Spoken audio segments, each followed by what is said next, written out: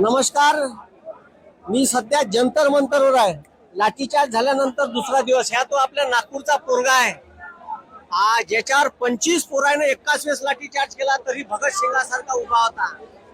यालेच म्हणते सरपरोशी की तमन्ना अब हमारे दिल में है, देखना है जोर कितना बाजू कातिल में है.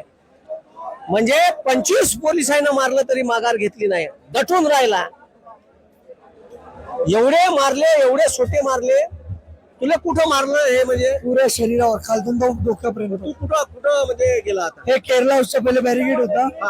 तिथं मी एक गाडी होती जी आमची साऊंडची गाडी, जिथे अभिजित उभा राहणार होता. ते गाडी आली तर ते मला मेसेज द्यायचा होता की ही गाडी पोहोचली आहे इथे. हे मेसेज द्यायसाठी मी तिथे थांबलो होतो की ही गाडी इकडे आली का मी मेसेज देऊन देत.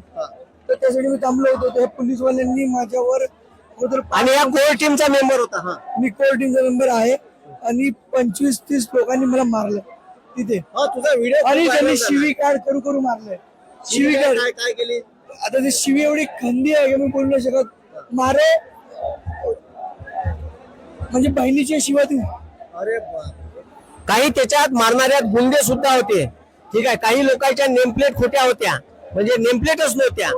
मास्क होतं, पायात चप्पल होती, सिव्हिल ड्रेसवर होते.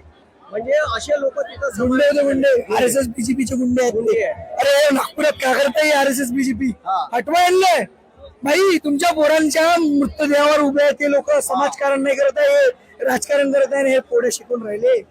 बंद करा यांचं हे ढोंगी. अरे आपले लोक इकडं कुठल्याही पदाचे आला, हा भाकऱ्यांच्या आमिष पदाचे यांचे पद हे स्वीकारा नको रे. तुम्ही आपल्या समाजातल्या पोरांच्या मृतदेहावर काल लाठीचार्ज केल्यानंतर ठीक आहे, हे पोराच्या चपला इथं आणून ठेवले आहे. ठीक आहे, हे ज्या पोरायला लागलं ते चपला टाकून जसे होते तसे पळाले, हे त्याचा फोटो आहे. ठीक आहे, म्हणजे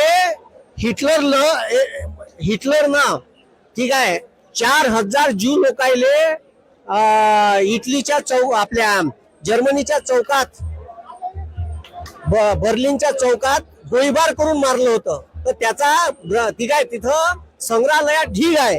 तर इथं हा असा संग्रहालयात ढीग ठेवा लागला. अजून अनेक बुट असन का जिथं फेकपाक करण्यात आले, वेगवेगळ्या ठिकाणी पोलायले मारण्यात आलं. त्याचे हे बुट आहे, चपला आहे. लाज वाटायला पाहिजे मोदीले. याची हाफ चड्डी सोडवा तुम्ही, तुमच्या हातात आहे. तुमच्या गावात हे आमदार खासदार आले तर सालेले अशा मारा सालेले का हे साले ऐकून नाही राहिले. सदस्य नगरपालिकेचे सदस्य, नगरपंचायतचे सदस्य आणि ग्रामपंचायतचे सदस्य आणि अध्यक्ष आणि सरपंच यांना मला एकच सांगणं आहे, अबे तुम्ही आपल्या पोरांच्या जीवावर खेळून राहिले का बे? सळल्या पार्टीले अबे इथं विचारा, इथं लोकांना विचारा किती लोकांच्या अंगावर यांनी 307 केले आहेत, किती लोकांचे खुने यांनी केले आहेत, किती लोकांच्या खुनांनी यांचे हात भिजलेले आहेत. अरे यांचे RSS आणि BJPचे लोक स्वतः सिव्हिल ड्रेसवर लोकांना मारले. यांच्या काट्याला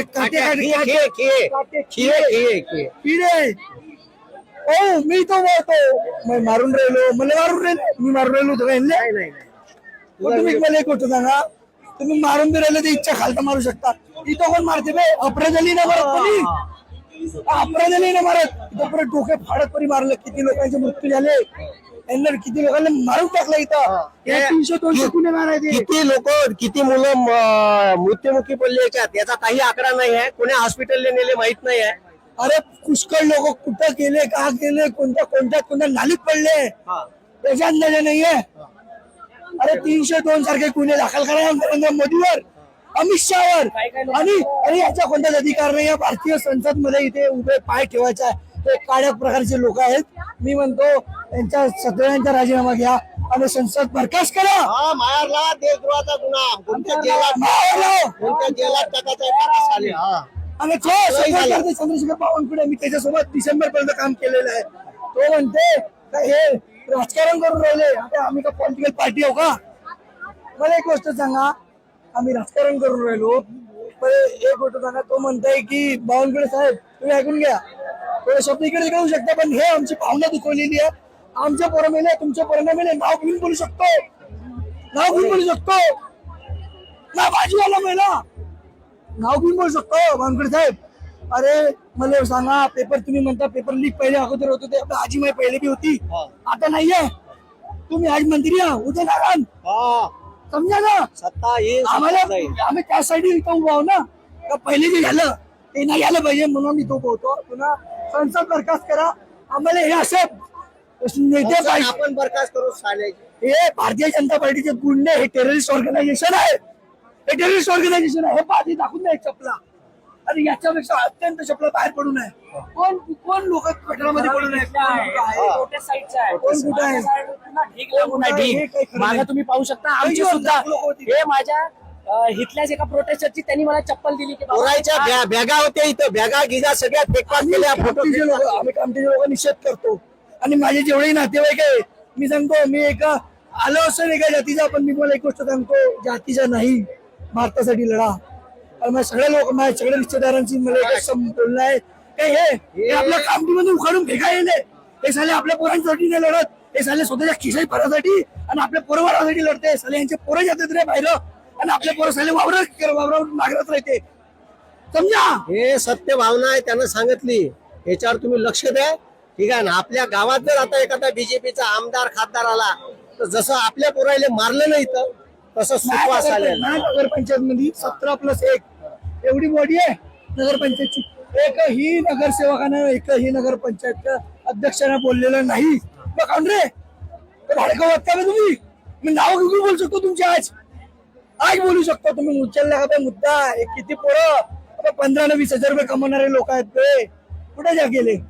आता मी आपल्या भाषेत बोलत आहो, कारण की मला वाटतं माझ्या पोरं, माझा भाऊ किंवा माझ्या आजूबाजूतले लोक या गोष्टीला रिलेट करा का 15-20 हजार रुपये कमवते यार. जे नगरसेवक आहे बीजेपीचे, जे कोणी पदाधिकारी आहे किंवा अजून अधिकारी असन सत्तेतले, हे सर्व लोक जे आहे यायचेही पोरं आहे.